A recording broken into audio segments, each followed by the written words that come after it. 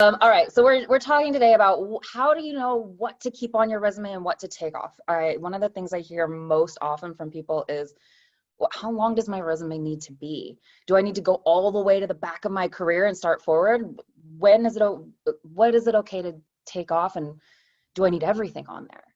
Well, we're going to talk about all of that today, but the short answer is no, you don't need everything. We're going to talk about how you can make those judgment calls today and some really strategic, tactical ways to make that happen. So the first thing you need to know, and one of the biggest questions we often get is, do I need a CV or a resume? And are those two the same thing? They're absolutely not the same thing. A CV, or a curriculum vitae, is actually Latin for course of life. So you'll typically see these as everything chronological from the start of your career education forward, and it is paragraph form. It's typically in like a Times New Roman, very stiff, standard looking. It is everything stacked on top of each other. You'll see this very commonly in academia. You'll see it in the medical field, legal or research type roles. If you're working with legal services, for instance, you'll typically have a CV that you can, have a full list of everything you have done to make sure there's no conflict of interest. Same goes for research or, healthcare or any of those types of things. So CV is not what we're talking about today. Today, we're going to be talking about resumes, which is French for summary. Resumes are truly a marketing tool that we use primarily for most fields, with most people that we work with, for targeted specific applications in the corporate world. It'll include a list of accomplishments versus descriptions, because we want to prove how great you are at your job. It's more common for US. You'll see CVs in other parts of the world. So if you're targeting other roles in other countries, you'll want to reach out to somebody who specializes in that area, quite frankly, because we understand what the best practices are in the US. And it also is concise bullets. We keep it to 1 to 2 pages max. I can probably count on one hand how many 3-page resumes I have done over the course of my career writing resumes. Because you just want to find a really concise way to tell your story for the right audience. It's truly a marketing tool. And one of the things I often tell clients is to remember that your resume isn't about you, or isn't just about you. It's actually about how you're a fit for the role that you're targeting. So when people ask, well, what do I need to do to update my resume? I say the first place you need to look is the job description. We want to be forward looking, right? So in a lot of cases, what I see are resumes that showcase this is the work that I have done. What we want to shift that toward is actually, here's the work I've done that is going to prove that I'm the right person for this job, right? So we have very specific ways of going about, determining what that information really looks like. And one of the biggest things we want to keep in mind is, how does it align for, the way that the application process works? And by and large, when you're applying with a resume online, you're going to be going through what is known as an applicant tracking system. Now, applicant tracking systems are robots that read your resumes before humans do. And these are platforms that will compare your resume to a job description. So it's scanning your resume for the words that are in the job description, right? Now, this can give a lot of people anxiety. How do I know what words to include? How do I know what words are, valuable? How do I not make it sound like I'm just regurgitating what is in the job description, right? And we're gonna talk about that, right? So a few things to know about applicant tracking systems. They don't read nuance. So for example, I had a client a couple of years ago who was working in hospitality sales. And it was, summer 2020, hotels were not a great place to be. So she was making a switch over to she was trying to aim for more technology related companies. She wanted to do some territory management in either technology or pharmaceuticals. And so as we were working through her resume, she was hitting all the markers. We were finding all the right things, all the right examples of sales accomplishment in hospitality that could relate for these sales jobs she was going for in other industries. But it wasn't quite hitting the mark. And so one of the things that we picked up on midway through the process is that she was referring to working with hotel guests, wedding clients, but in tech, it's accounts and customers. And that simple shift, when it took her from getting nothing, hearing crickets on applications, to very soon after that, hearing back from a lot of the applications that she submitted for, and subsequently landing a job at one of the major tech companies in the Silicon Valley. So these platforms don't read nuance. So you need to be able to find ways to speak the language of the job description. Applicant tracking systems are inherently finicky. So there are some formatting rules to follow. And this is, I could probably just talk on this for an entire session, but best rule of thumb is leave off anything that makes it fluffy. So images, heavy text boxes, graphs, charts. Applicant tracking systems love text-only formatting. And there's ways to make your resume look really great and still be in a text-only format. And I can show you some of those examples, and you can always reach out and ask. But by and large, ATS loves simple. Keeping it simple is the best way to get your words across. Content is king. All right. The next question I always get is, do I need a new resume for every application? The short answer is yes and no. So what we always recommend is that when you start applying for a job, you should have a fairly clear vision of a direction or a couple directions that you're looking at going. So for example, if you're looking at a sales position and customer success, so, pre-contract, post-contract engagements with customers, those might be two different resumes because they're vastly different goals and metrics. Two different sales positions, a sales job for pharmaceuticals and a sales job for technology might be the same baseline resume that you're updating. Typically, the resumes that we send out the door and consider final, we consider 80 to 90% final. And what you want to do with every single resume that you send an application for is update it based on the job description, right? So you should always be looking at that resume and saying, is this written in a way that speaks to this specific job? That sounds exhausting, but there's a method to the madness, and it will also help you limit the number of applications you need to send out. The rapid fire, I'm going to send out like 20 in an hour, it isn't necessarily going to turn as many results because you're not speaking to that. You're not taking the time to speak to each individual application. All right, so how do we do this? So it first starts by breaking down the job description.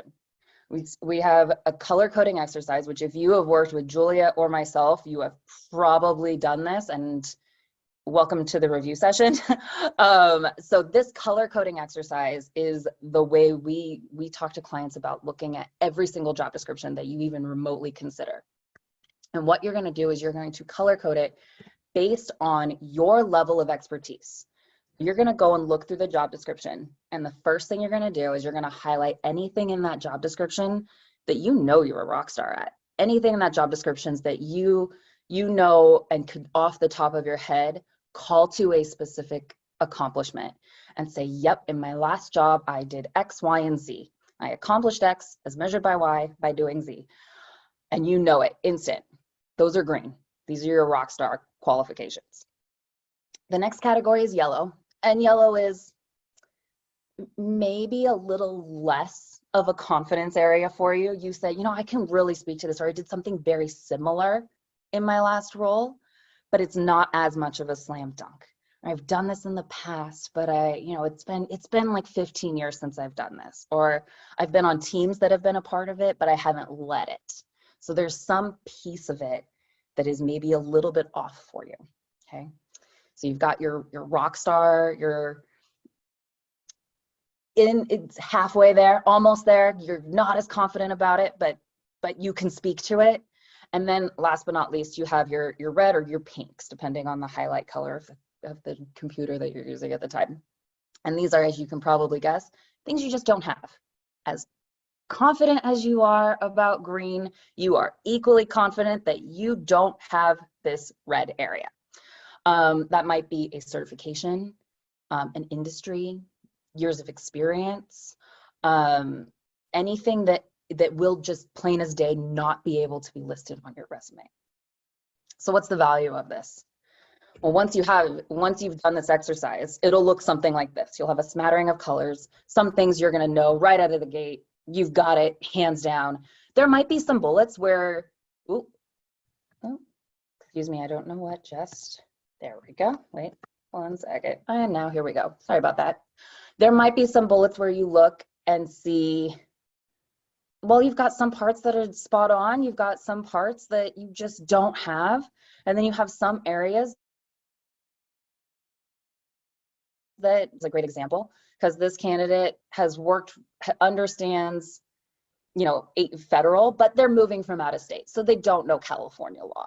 And these are areas that maybe they worked on a while back, but haven't done recently. So this one bullet, there's a range. So don't feel locked into one color. Now, when you look at this, you're going to say, okay, well, now what do I do? First of all, don't panic when you see red and yellow. These are stretch goals. These are things that you want to just figure out how to compensate for on your resume. And what you're going to do with those greens and those yellows is you're going to look at your resume and you're going to say, okay, am I speaking to this in this way? Am I including a bullet point that showcases an accomplishment that speaks to this or a relatable experience? Now with the reds, these are great awareness points. These are things that you know you're not going to have. However, you're going to want to be able to speak to. So it's a good thing to keep in mind for the interview process. Basically, this becomes your study guide throughout the entire application process. When you look at your resume, make sure to try and prioritize these bullets in the way that the job description does. So if the job description is heavy on, now this is an HR example, but I'm going to go back to sales. If it's heavy on lead generation and that's the thing that it talks about first and foremost up top, make sure that that's the thing you talk about right out of the gate, right? Prioritize your resume in the way that the job description is prioritizing it. The other thing you're going to want to do is you're going to want to look at those key terms. So I'm actually going to switch my screen share and I'm going to show you a job description. And I'll show you what I mean by looking at the key terms. So if we look at this job description, you could go through this job description and call out, okay, they're talking customer success, they're talking growth metrics, customer health. This one bullet alone is chock full of key terms or core competencies that you want to make sure that you are listing and speaking to in that way. So go through and one of the things I'll do is I'll just pull out another Word document and I'll make a list, or I will bold the terms in the job description and then go through and search for those words in your resume, right? Or say to yourself, okay, did I say clients or did I say customers, or, and change the words around so that you're speaking to it in the right context. As you'll see here, let's see. Can I weave in one thing, Liz? Please, yes. Scroll down the page real quick, because there's a blue color that we don't always talk about. This is something that we've woven into this exercise. By the way, everybody who we work on a resume has to do this exercise because it really makes a difference. Doing the color coding of the green, yellow, red, which is kind of like that stoplight system. We always add in a fourth color. Here it's in blue, but it could be any fourth color that you choose. But that fourth color is, I don't want to do this. It's really important when you are evaluating a job opportunity to not just say, can I do it? Have I done it? Do I look qualified? But do I want to do it? So that fourth color may not be something that you're thinking of for your resume, but it is really important for you to decide, do I want to put the time into getting my resume teed up for this job? Because would I be doing the things that I want to do? And you have to look at that blue or whatever that fourth color is and say, is this a deal breaker for me? Mm-hmm. And so I just wanted to highlight that really quick, because it's not going to be about your resume, but it really is about your selection of what opportunities are going to be right for you to pursue.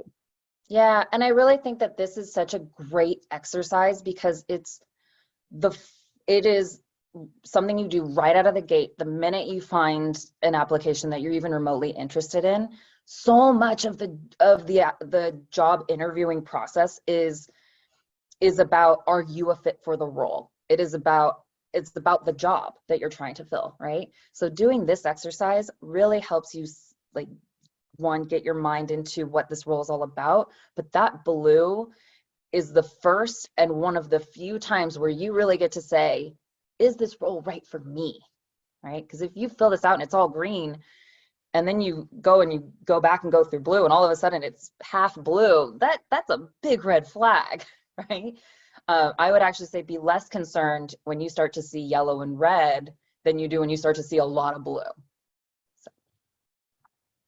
So again, this is absolutely, I think, one of my favorite exercises that we do with this, with our clients. The other thing I recommend doing, if you're trying to formulate your resume, if you're trying to just figure out what accomplishments did I even talk about, take notes in this.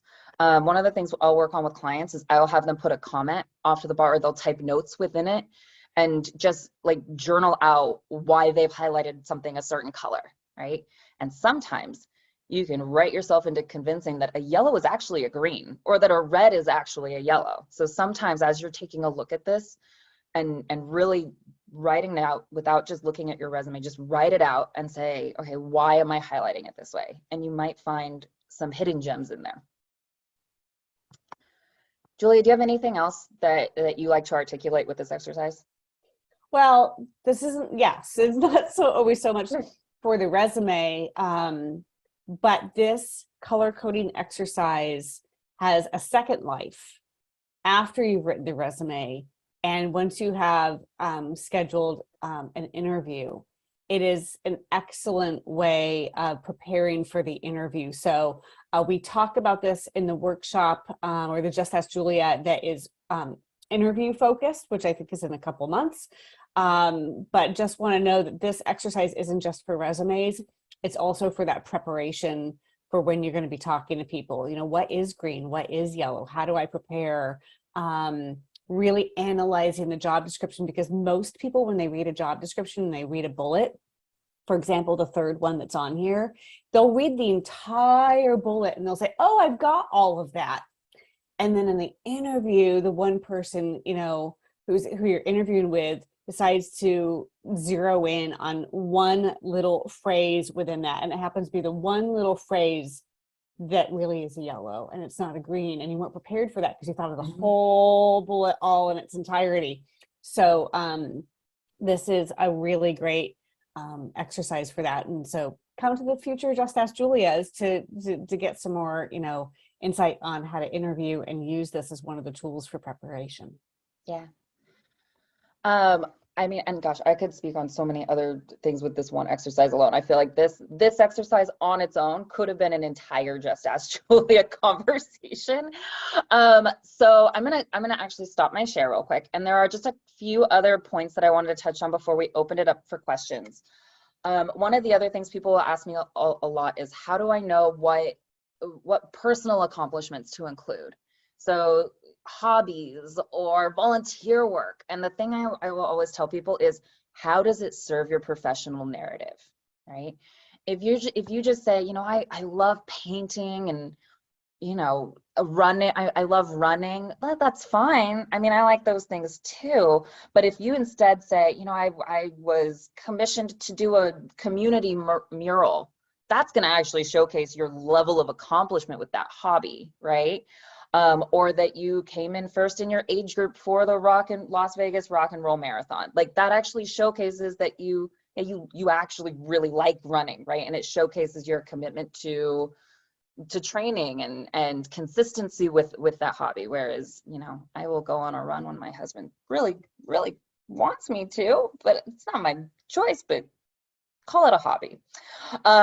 So really think through what those personal interests are and how you can prove them and how they relate to your overall arc on your career. I actually really love when I can see personal accomplishments, volunteer work. It helps to like build you out as a person beyond just your 9 to 5. So when you have room for it and you can tell a story that is aligned with the job, definitely include it. So with that, unless Julia, you have anything else you want to add, I would love to open it up for questions. Well, if I could add something else, it's when you're looking at your resume and what you put on there, kind of to Liz's point in the very beginning, that you're teeing this up for the job that you want. A lot of times when people look at what they did in their past job and they're thinking of, okay, I'm going to put 6 accomplishment bullets, and maybe you worked on a project that it was kind of a big deal, but you're like, I really don't ever want to do that again. So many of you know, I work with a lot of people in the accounting and finance world. And as you're moving up, you know, the ranks of accounting, payroll is one of those things where it's like, I paid my dues in payroll, but I don't ever want to do payroll again. So if you don't ever want to do payroll again, don't highlight it on your resume. Don't put it there. Doesn't mean that if somebody asks you about it that you can't talk about it. You can. But if you put something on your resume, expect that they're going to ask you about it, and expect that that's something that you could potentially be doing in that next job.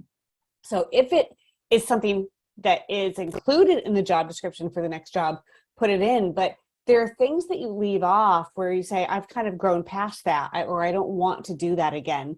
And I think that's where some people feel like maybe they're inauthentic if they leave something off when it was actually part of their list of responsibilities in the past job. But it's not. You can't list every single thing that you've done in every job. Right. So choose those things that tee you up for that position in the future. And we always talk about using certain accomplishment formulas, and Liz already referenced, and I just want to drive it home a little bit more. The XYZ formula is really helpful for writing your accomplishment statements and your bullets, and that is accomplished X as measured by Y by doing Z. And it's a way of formulating your bullets.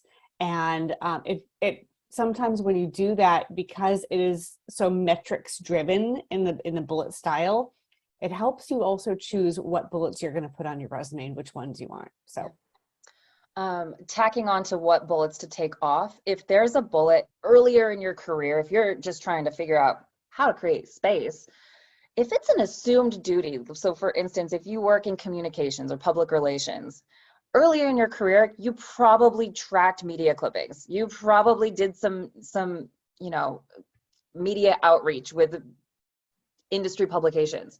If you've made it to the VP level, it is assumed that you did those things earlier in your career. And you don't necessarily need to list each of those like granular things from the very beginning. Talk about the highlights, talk about the award-winning campaign you worked on, sure, but you don't necessarily need to call out every single task that you had. Remember, we want to go accomplishment focused rather than task focused. So, all right, well, I think with that, we should open it up to questions.